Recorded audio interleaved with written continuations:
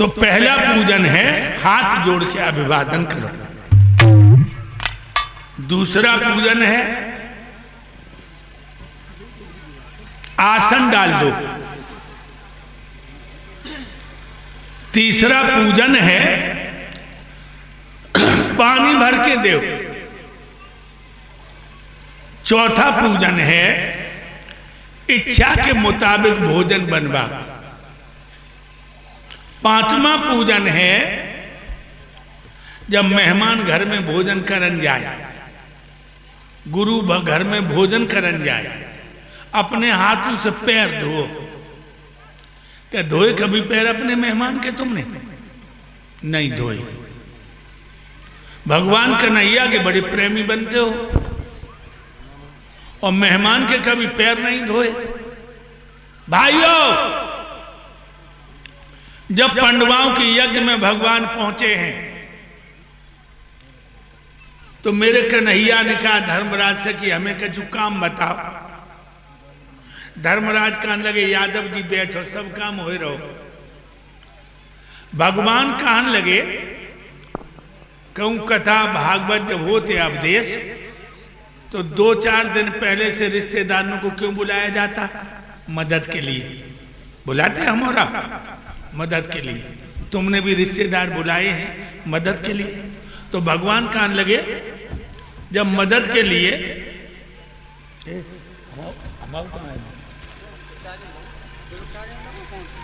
On तो नहीं किया, अरे ऑन तो नहीं किया तो स्विच ऑफ रखना उसका। भाइयों,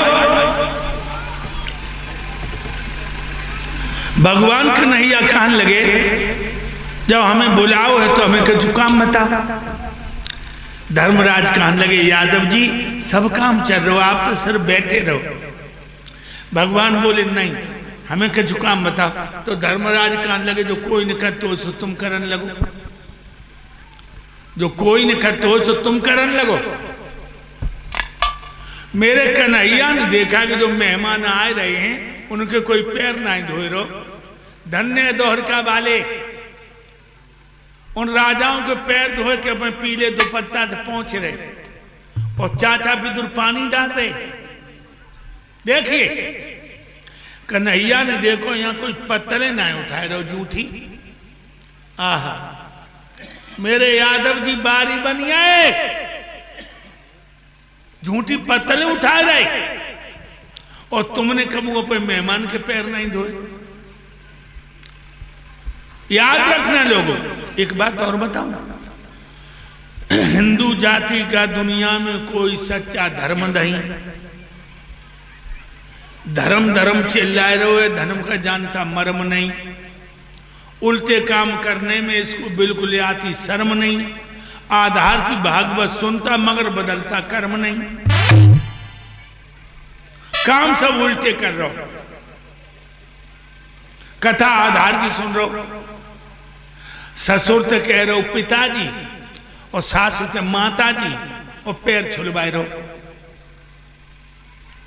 बोलो कौन सी ऐसी किताब है जिसमें लिखा है कि दामाद सास ससुर पे पैर छुलवाए?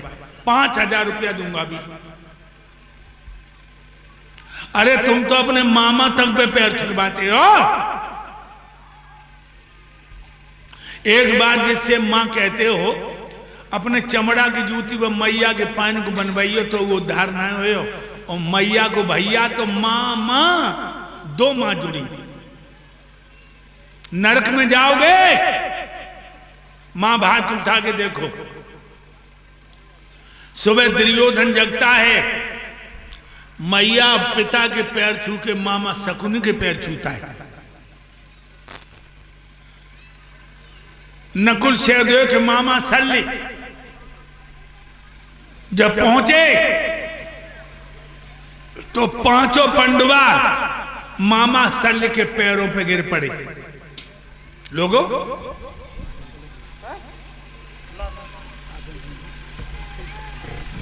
तो मैं आपको बता रहा हूं जो मामा पे पैर छुलवाता है उसे पाप लगता है।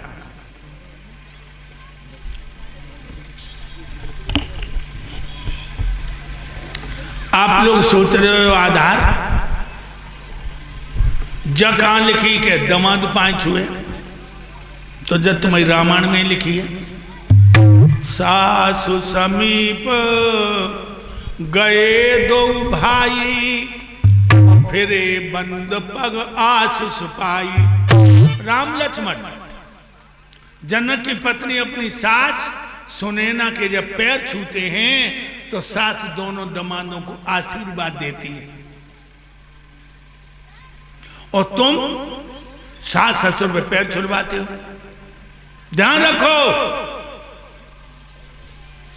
ऐसा पाप कभी मत करना। मैं अपनी सास के पैर छूता हूं, अपने ससुर के पैर छूता हूं, बड़े साले के पैर छूता हूं। भाइयों, हम अभी संभल में कथा कहने गए, वहां मैंने जरूर देखा है लोगों कि दमाद आएगा तो सास ससुर के पैर छुएगा। सुबह लड़की जगेगी, माता पिता के पैर छूती हैं लड़कियां। संभल में, बिहार में, गुजरात में लड़कियां पैर छूती हैं माता पिता के। याद रखना लोगों, इसलिए मैं तुमसे एक बात कहूंगा, वो ये, हम जब तो जानते हैं कि जब तुम यहां से जाओगे तो रास्ता में बदबू जरूर छोड़ोगे। आधार नई बात बताए रहो। इसलिए पाप से बचने का रास्ता तुम्हें बता दें। अगर सास ससुर के पैर छू न सको बेटा, आकाश तुम्हारे तो सास ससुर ढंग ही रहते हैं, सवेरे छोया करो जय हो, और छू न सको तो छुआओ ना। अब देश छू न सको तो छुआओ ना, मामा के पैर छू न सको तो छुआओ ना। पाप से बचो, याद रखो लोगों।